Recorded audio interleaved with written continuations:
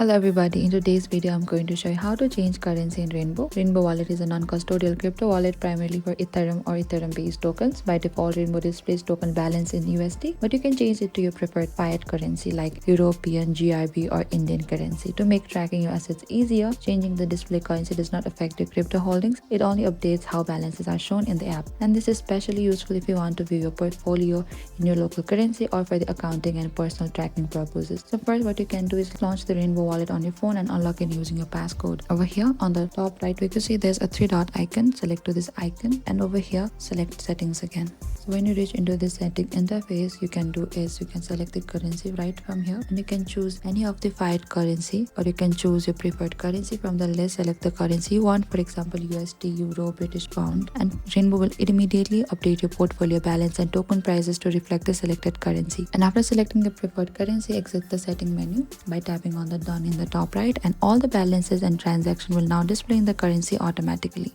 And this is it. Thank you for watching this video. I hope I could help you. And if you have any trouble or confusion on how to change your currency in Rainbow, please comment down below and we will reach out to you very soon.